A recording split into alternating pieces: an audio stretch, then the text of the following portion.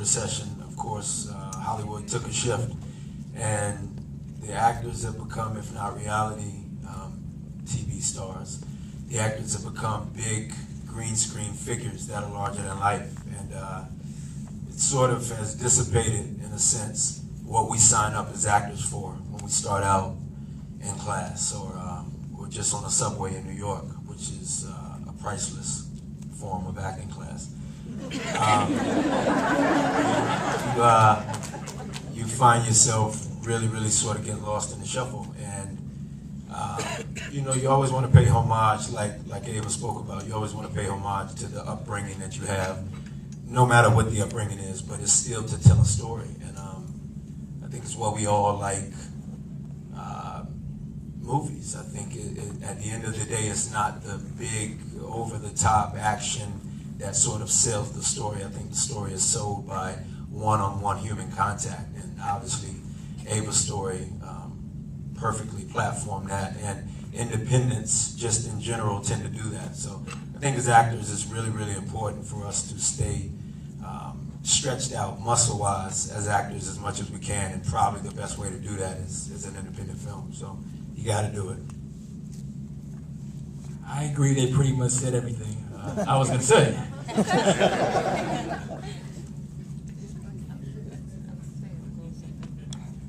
Yeah, I agree with everybody else too.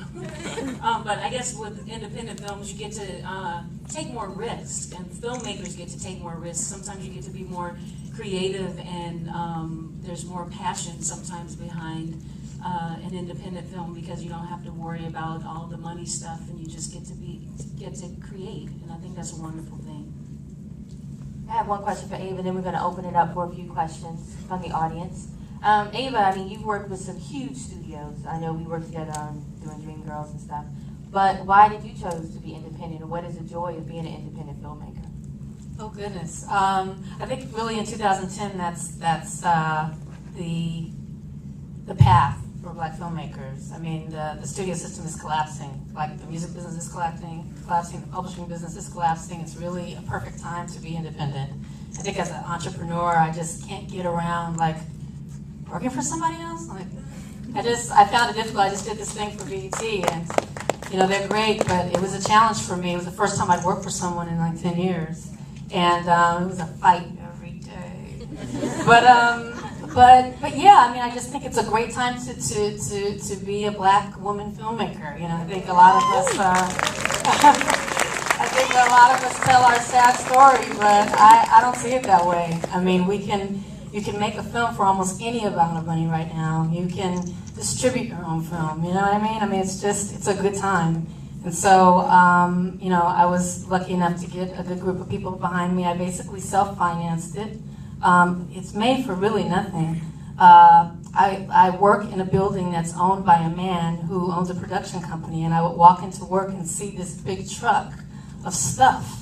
So one day I went into Howard Barish and I said, yo, I'm your tenant on the top floor. He's like, okay, Black girl, what do you want? And I said, I need that truck, and this is the deal. We're going to make a movie. And I knew he was going to say yes.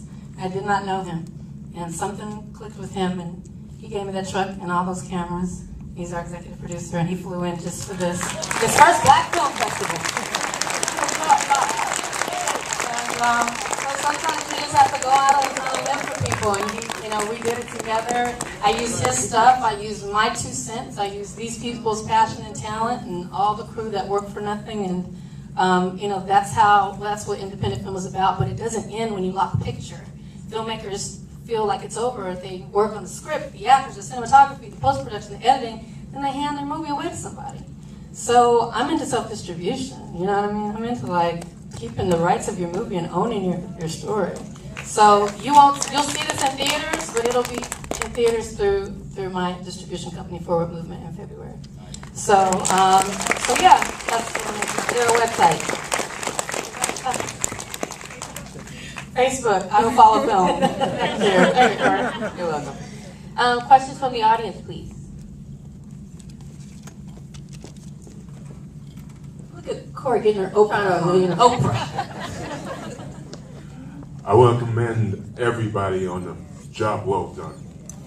Okay? It was relatable, it was wonderful. I just wondered, how did you find Beverly Todd? Because she was amazing. Oh, I'm so happy to talk about Beverly. Thank you for asking about her. Beverly Todd is like a friggin' legend that enough people don't know.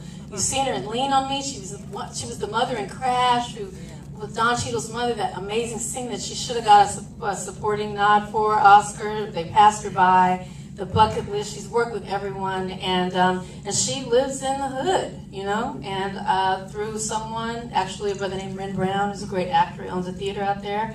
He called her for me, and she was like, "How much?" I said, you know, it's a great experience. Like I did my pitch. She was like, but she read the script, and we met at the soul food vegetarian spot, and we just vibed, and she came in and she did a couple days, and she just was glorious. She's beautiful, and yeah, thank you for asking about her. Beverly Todd, she's amazing. Okay, you there? Yes, I see you. Yeah, hi. I'm sorry, first of all, my name is Michole White, it was so beautiful.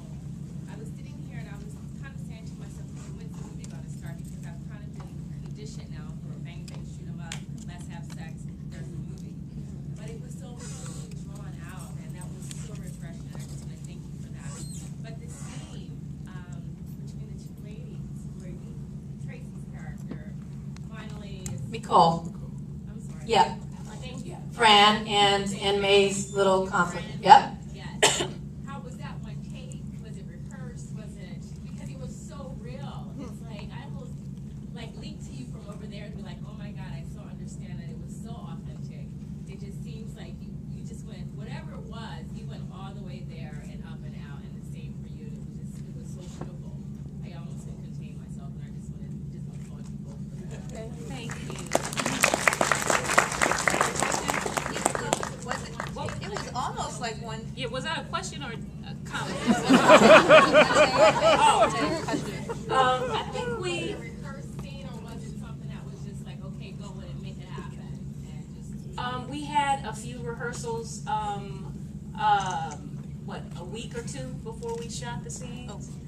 Was it? Well, before we, a week maybe before we actually shot. A week before we shot it. And I think maybe we ran through it once, and then I think we shot the whole scene down in one take, and we did that maybe twice. Yeah. Or two. Yeah, it was pretty. Yeah. I mean, when when we turned around on me, I was like, "Look, you better get it when it comes." And I mean, it was like the second take. She was like, "I'm cool." I'm like, "I'm cool too." Yeah. Yeah, no, We didn't have any money, so everything's like 2 takes. Like, you know, there's just no time. You know, there wasn't time. I had to get a certain number of shots off in a day, and they were ready. And when you have, you know, actors that can just bring it, you know, they came, and so I mean, I remember we were rushing on you. I was just like, "Can you cry? Are we gonna cry? What are we doing?" But no, she was amazing, and you know, no, that's not. I was very directorial. It's like, how do you feel right now? But no, it was fast, and they were just in the moment. I think that's what happens when you have actors who are in the moment and who are professionally trained, and they came with it. But it was fast. Thank you. Thank you. Next question? Up there. I think you're very courageous in your topics, how you select them, and that's number one. Dave, a very nice job. Congratulations. Thanks, on the brother. project. Actors, you all know gimmickry, solid performances. Salli, you did your thing. Very proud of everybody. Thank you. Thank you. Thank you. Very nice thing about that. Again, congratulations. You guys were fantastic. Ava, I know you in another life, and this one too is great. I can't see who that is. Acquaintance this way. Okay. What was your schedule? How many days did you shoot, and what did you shoot on? Shout out to my cinematographer, not on this film, but on the Mic Sounds Nice. Wasn't that dopely shot? Brad Young, right here. But I'm ashamed to say we shot on it in front of him because he likes to use the big toys. But we shot on a 900, and it was 15 days, so 3 5-day weeks. And yeah, so it was pretty fast. All one location, as you could see. And I just went up to this lady in Topanga and asked if I could rent her house. It was empty. She said yes, so I paid for a month, and we moved in and we moved out. She kept the security deposit though. We backed it a little bit. But yeah, no, it was super fast. So. What was funny is that when Ava, a bunch of us come from TV, and she goes, "Okay, Sally, we're gonna be shooting like 5 pages a day." I was like, 5 pages a day? Right. I'm like, we shoot 9 pages a day. We got it, honey. We gonna move this along. And I think that's what helped with a lot of us coming from being in series work.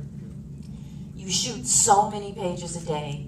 You're memorizing. It's not like you got time to work on stuff. You're memorizing it the night before, and you got to just come in, do your blocking, and shoot it. And I think that it really helped things move along much quicker. Yeah, absolutely. Almost. I mean, everyone had done TV. So, you know, I was like, let's go. They hit it. We move. We turn the camera. We're just going. And the blocking was really simple. I mean, this is not really sophisticated blocking or cinematography. I didn't have enough time for that, so I just tried to keep it simple. So, the woman in the white. I just wanted to say thank you so much for the caring and respectable scene between Salli and the man. It was so refreshing. You could see the feeling without all the, and we need to get back to that. Thank you. Thank you. She said thank you for not letting the love scene get too risque. Yeah. I love that. I love that all section. They did a good job, didn't they? They look good together. This gentleman here. Thank you. I just have a comment, not a question. I thought the cinematography was wonderful. The cast was extraordinarily beautiful. And this ballad doesn't have enough numbers on it. Yeah. Oh, he said the ballot doesn't have enough numbers on it, and he liked it. But thank you. That's very kind. I didn't even know they were giving out ballots, but thank you. Very cool. Go ahead.